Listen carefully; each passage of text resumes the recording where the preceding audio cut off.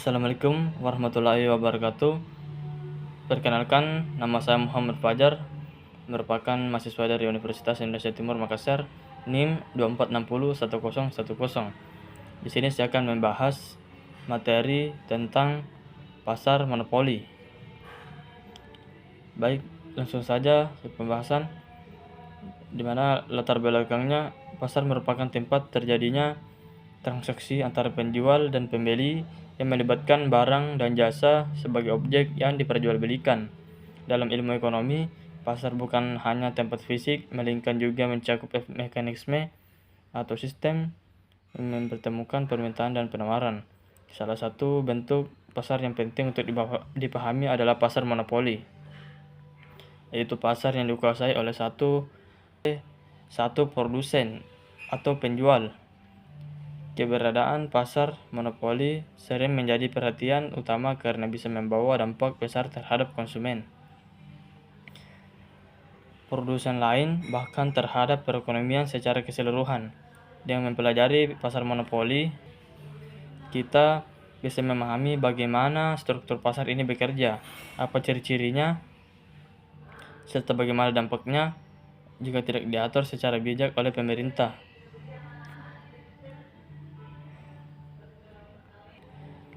Kemudian masuk ke pembahasan konsep dan pengertian pasar monopoli.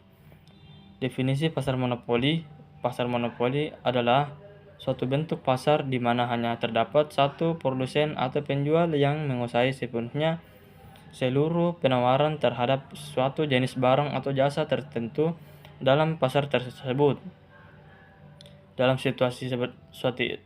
Dalam situasi ini, produsen atau penjual tersebut tidak memiliki pesaing, baik dari sisi produk maupun harga.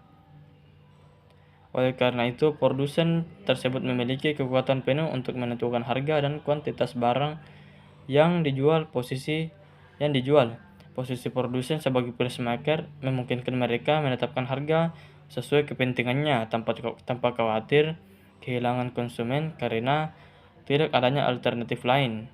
Konsumen yang membutuhkan barang atau jasa tersebut tidak memiliki pilihan lain selain membeli dari produsen monopoli, karena tidak ada perusahaan lain yang menjual produk yang serupa.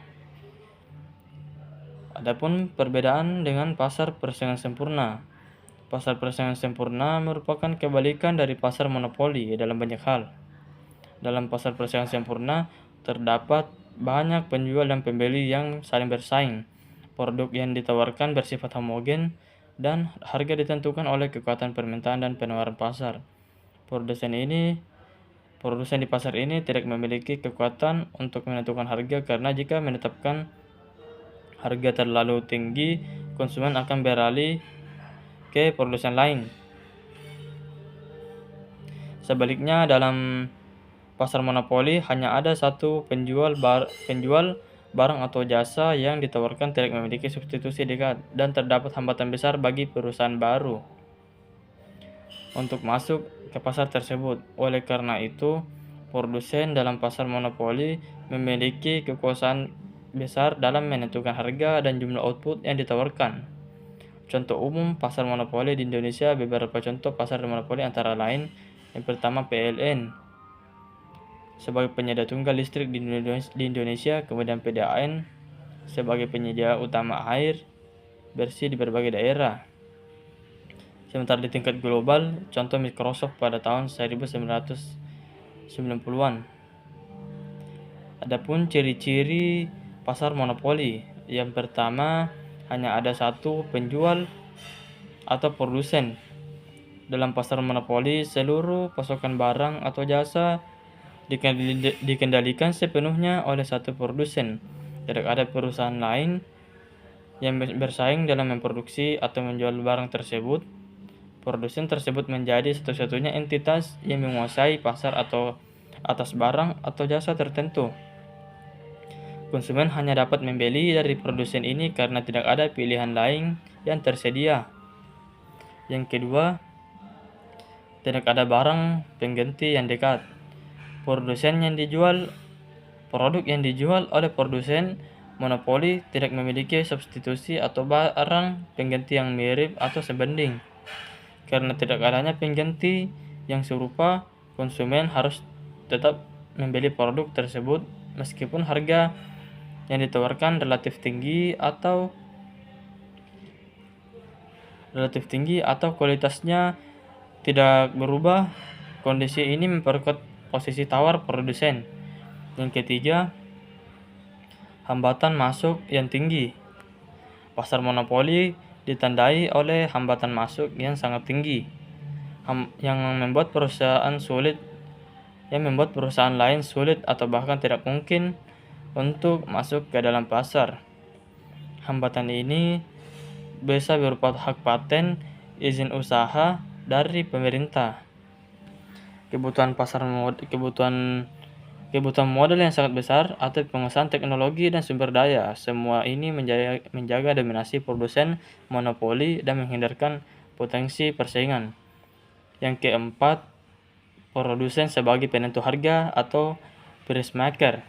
Berbeda dari pasar persaingan sempurna, produsen dalam pasar monopoli tidak perlu mengikuti harga pasar.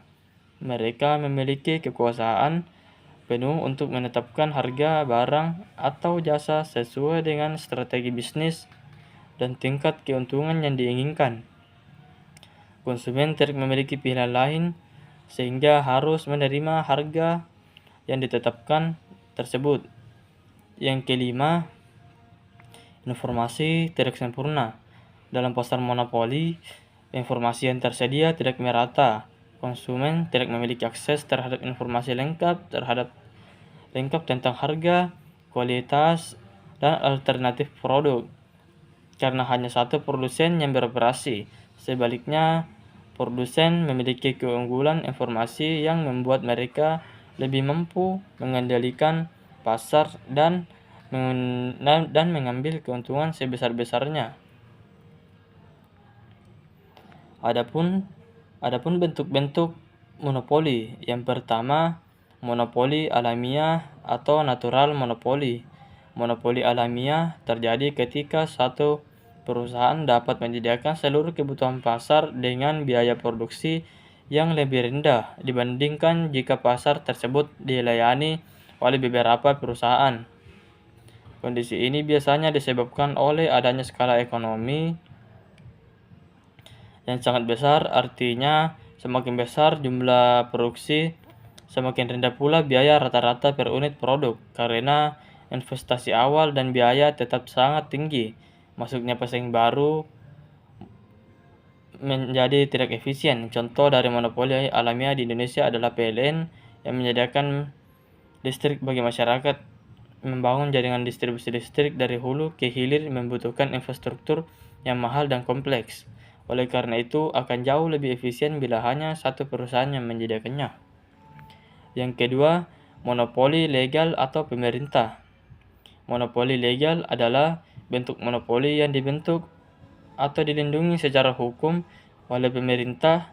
Pemerintah memberikan hak eksklusif kepada suatu perusahaan untuk beroperasi dalam sektor tertentu guna menjamin pelayanan publik dan menghindari persaingan yang merugikan masyarakat.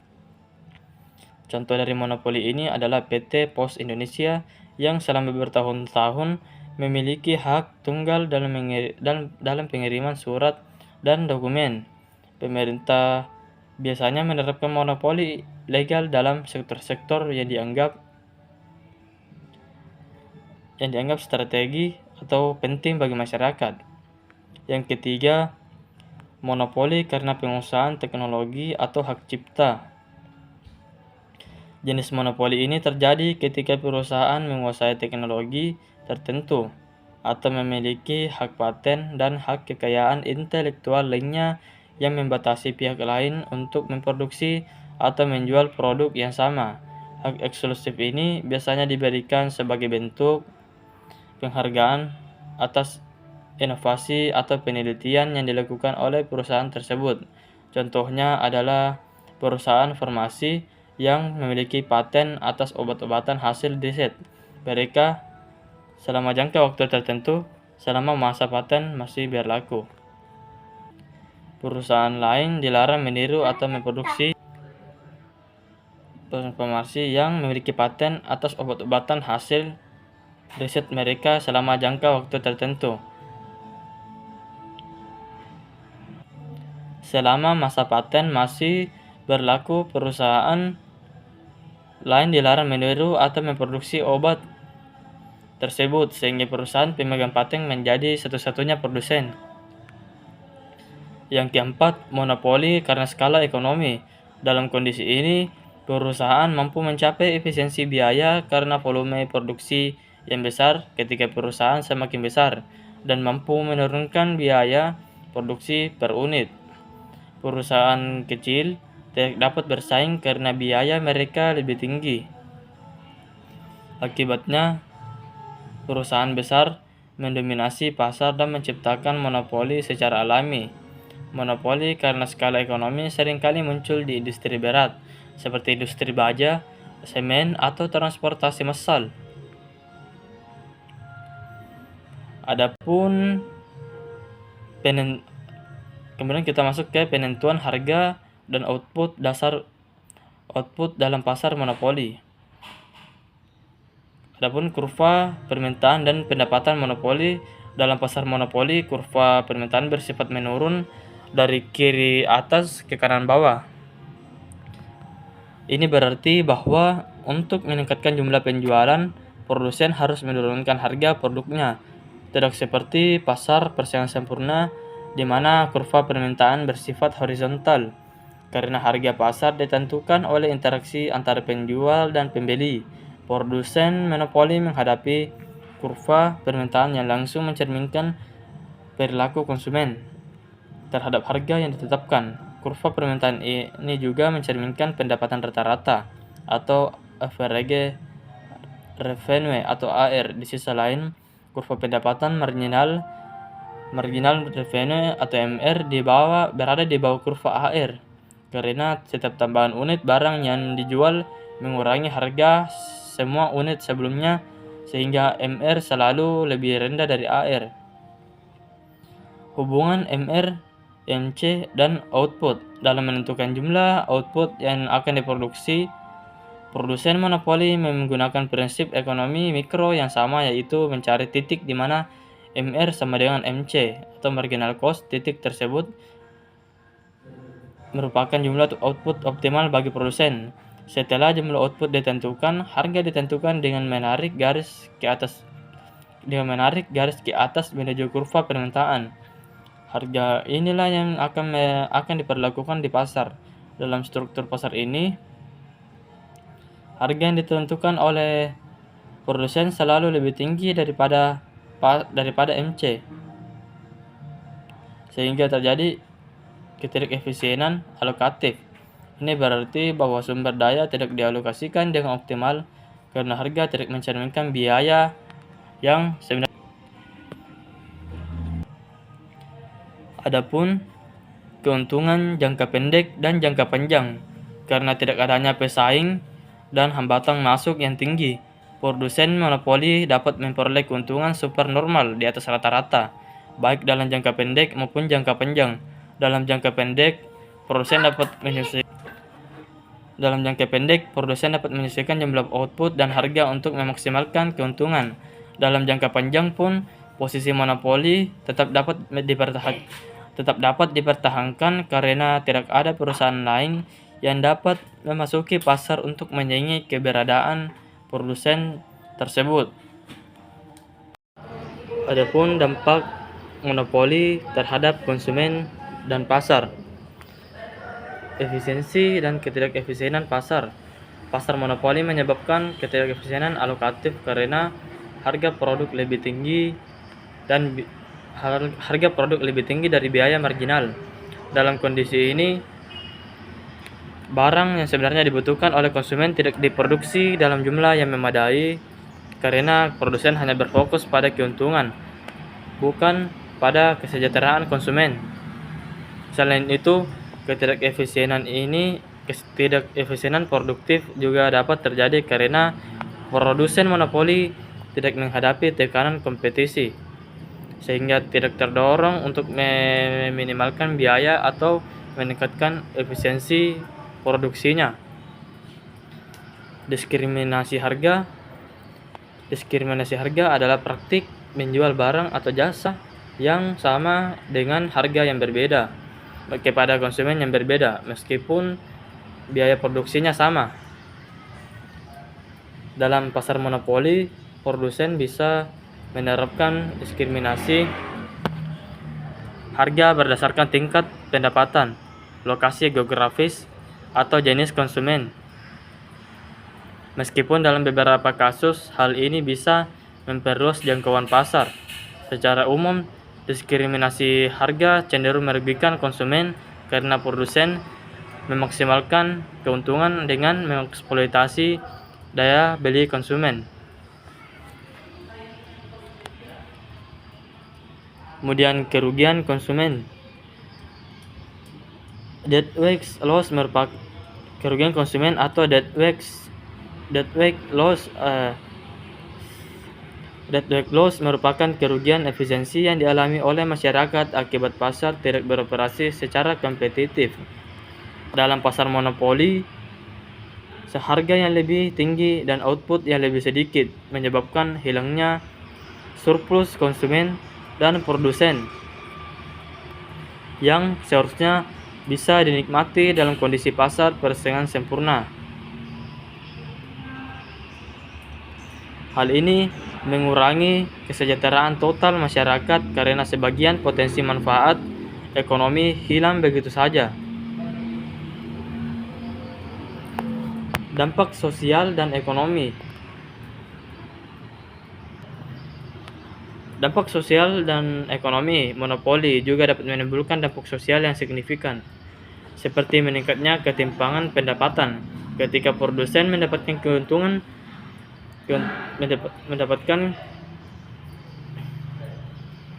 keuntungan besar dan konsumen dibebani dengan harga tinggi, maka distribusi pendapatan menjadi tidak merata. Selain itu, monopoli cenderung mengurangi insentif untuk berinovasi atau meningkatkan kualitas produk karena tidak adanya pesaing yang mendorong perbaikan. Dalam kondisi pasar, kondisi ini bisa memperlambat pertumbuhan ekonomi dan menghambat kemajuan industri. Kemudian kita masuk ke kebijakan pemerintah terhadap monopoli. Regulasi dan pengawasan.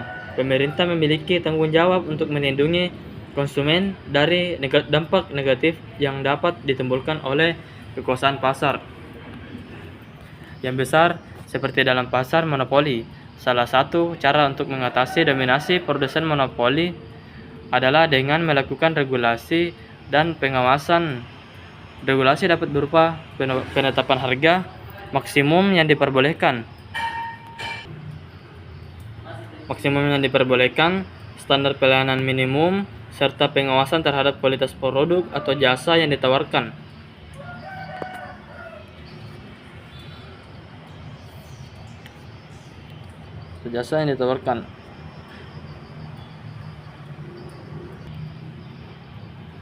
Hal ini umumnya dilakukan terhadap perusahaan-perusahaan monopoli yang bergerak di sektor utilitas publik, seperti listrik, air bersih, dan layanan pos. Tujuannya adalah agar produsen tetap memberikan layanan yang memadai dan harga yang wajar kepada konsumen. Meskipun tidak ada persaingan, tanpa pengawasan, produsen dapat menetapkan harga terlalu tinggi atau menurunkan kualitas layanan karena tidak adanya tekanan dari pesaing. Kemudian antitrust law atau hukum anti monopoli.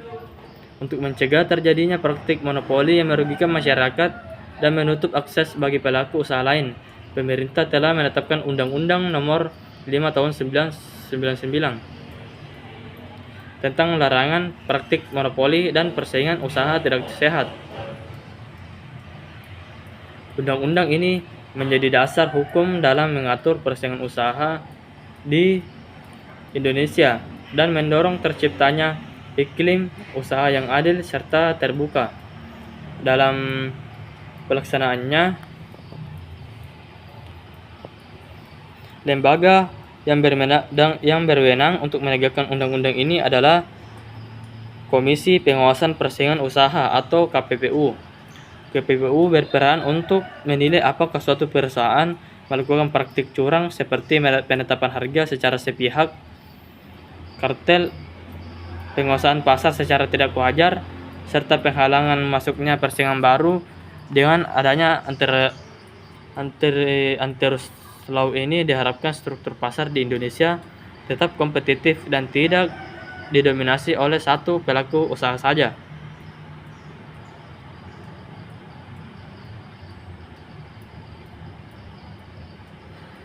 Kemudian nasionalisasi atau intervensi pemerintah. Dalam posisi tertentu, jika suatu perusahaan monopoli dianggap tidak mampu menjalankan peran strategisnya secara adil dan efisien, pemerintah dapat melakukan nasionalisasi atau intervensi.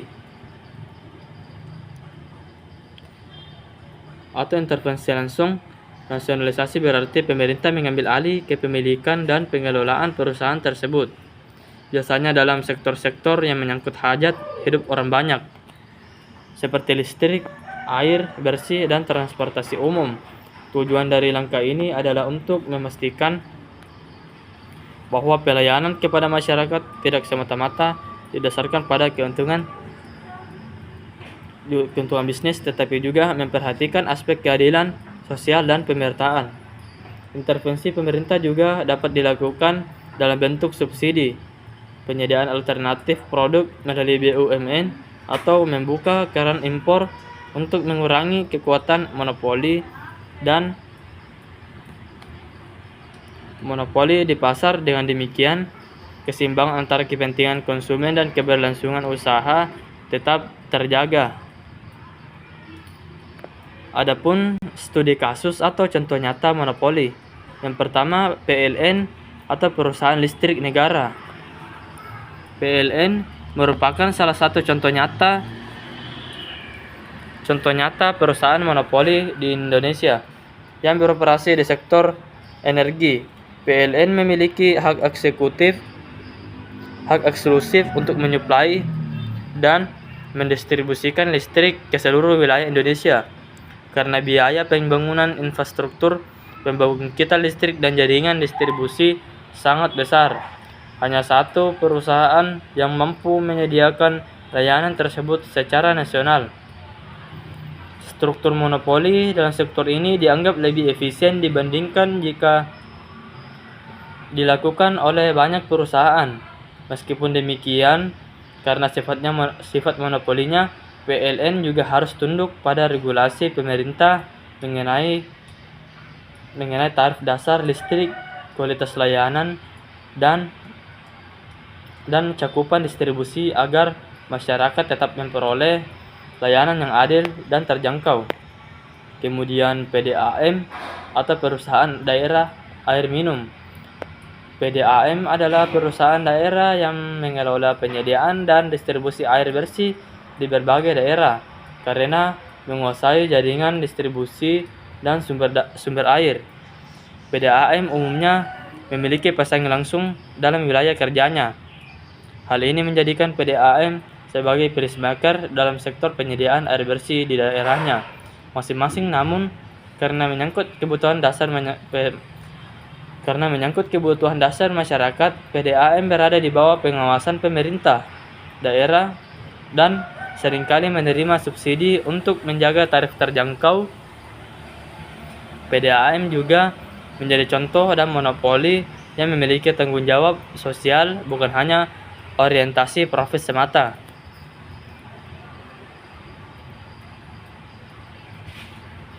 Kemudian Microsoft Word di tingkat global. Salah satu contoh monopoli yang sangat terkenal adalah Microsoft, terutama pada era 1990-an hingga awal 2000-an. Perusahaan ini mendominasi pasar sistem operasi untuk komputer pribadi melalui produk Windows. Pada masa itu hampir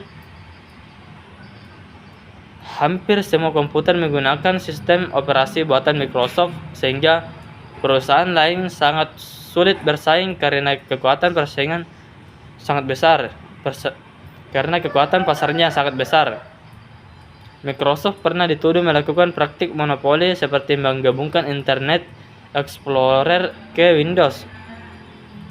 dalam Windows secara default dan mempersulit penggunaan software dari perusahaan lain.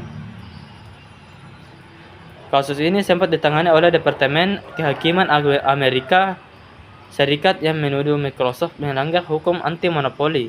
Meskipun akhirnya tidak dibubarkan, kasus tersebut menjadi contoh penting tentang bagaimana kekuasaan pasar yang terlalu besar dapat mengancam persaingan usaha yang sehat. Jadi kesimpulannya, pasar monopoli merupakan bentuk pasar yang hanya memiliki satu produsen atau penjual yang menguasai seluruh penawaran atas suatu barang atau jasa tertentu.